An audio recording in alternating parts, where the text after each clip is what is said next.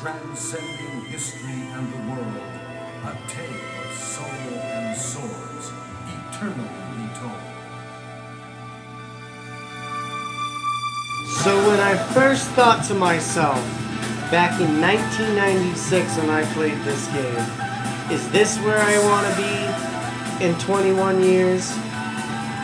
And here in 2017, the fact is, yes, this is exactly where I want to be in 21 years, says 9-year-old Jeffrey to 30-year-old Jeffrey.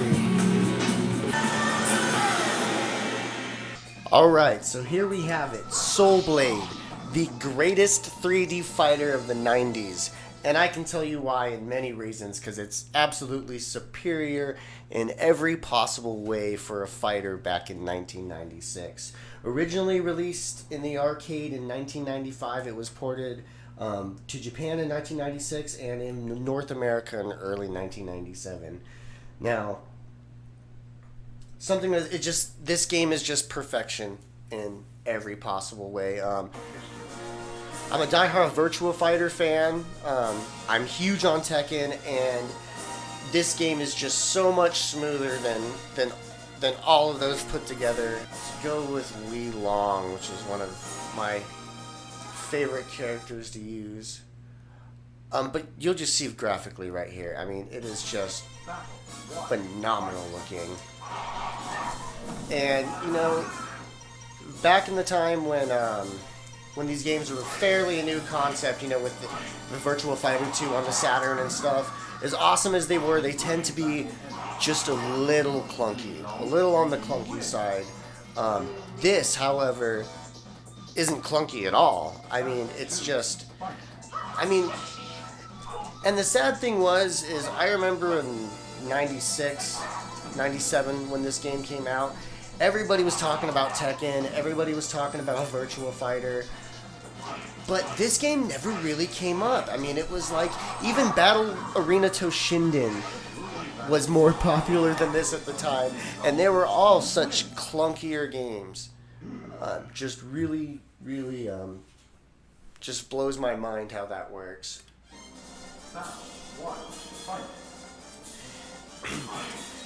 And I also really like how the moves just kind of fade into each other, you know?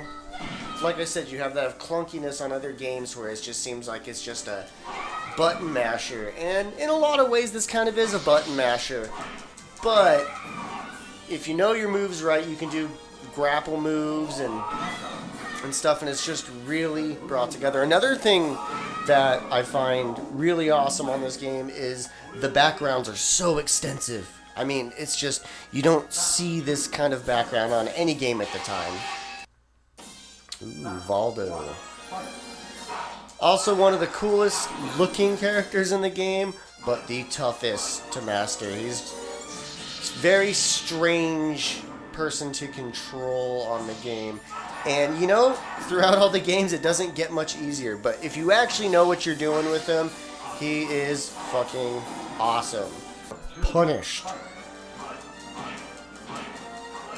And Valdo is my dominatrix. Oh, you son of a... You dirty so-and-so. Oh, yeah. Looks like we're at least getting off to a good start here. Oh snap, the crazy Korean, at it again. I almost feel that I should turn this difficulty up a little bit and stomp on your chest, as it were. Now Siegfried here, it is really cool if you know the Soul Calibur series, because we all know the character Nightmare. Well, Siegfried is basically the one that you're not necessarily supposed to beat the game with, but at the end of it, he grabs the blades and he turns into Nightmare, and that's how the spur of that character kind of started off. So here we see 16-year-old innocent Siegfried, and then he becomes an evil psychopath, so I'll stomp on his chest. So yeah, Siegfried is Nightmare, Nightmare is Siegfried.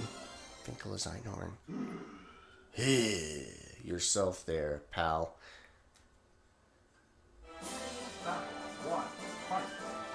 Rock's another cool character, but I think he kind of made a dick move on this game, because in the opening video, you clearly see that he has a child that he supposedly cares about, and they make it all. But at the end of this game, you choose not to go back home and like keep traveling or some shit like that. It's like, what a terrible father. But he does have a very cool axe. And I'll stomp on his chest. Go. Off the cliff. Off the cliff. I'm being cheap. You want to block like a lady?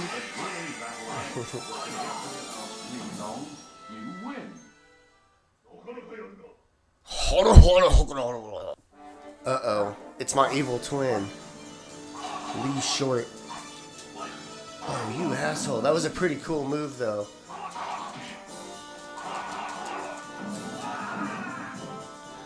As long as I continue with the chest stomp, I can't lose, right? As it were. Oh, I'm being so cheap. The things I do to get a decent game review going. I can't believe I'm already at stage 7. This is kind of chest stomp. I'm just glad that I have proper experience in this game as a child to where I can at least get through most of the game without too much trouble, even if old Lee Long kills me here, which he didn't. Lee Long? Climbing up the ladder. I think this may be the second to last guy because he's an asshole. And a blocker. Another thing I like about Soul Blade, the precursor to Soul Calibur, is that on this game, if they block too much, they end up losing their weapon and end up becoming worthless. So I tend to not block in this type of game. I like more fluidity, I guess.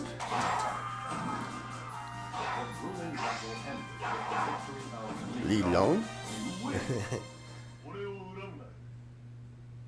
Still want to know what that translates to. I wonder if it's something nice, like, you have nice shoes. Your hair is immaculate. Oh, that was not nice.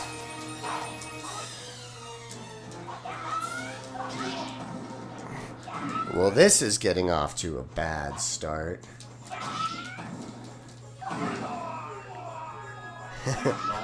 Can already tell my girlfriend's gonna hate me in the editing process of this. Oh, this is not good. Oh no. Keep in mind, guys, this is on an easy setting too. Game's not a joke, so I'm gonna have to do cheap shots to get her out of this ring. That's what I get. Oh no. She's pissed now too. Oof. Aha. Just a good time. Oh shit, here we are, Cervantes. And I forgot to mention earlier, and it may be harder to hear on here, but the soundtrack to this game is just amazing. And this guy is nearly impossible. Even funnier yet is, he's pretty much harder than the boss sometimes. Especially if you lose the first time you fight him, and then have to fight him again. He just seems to continually get harder and harder and harder and harder. Ooh, that was a little dirty. Come on. Oh, he's gonna hit. And this is what I'm talking about. He just seems to get progressively more and more difficult. Meaning that if I lose this time, I'm probably gonna rip every hair out of my head. But we'll see. Ah! Now for the final test. Let's see if my copy of Soul Blade works on my Sega Saturn. Because this would really make this the best possible game. Disc unsuitable for this system? What kind of bullshit is this? Oh well.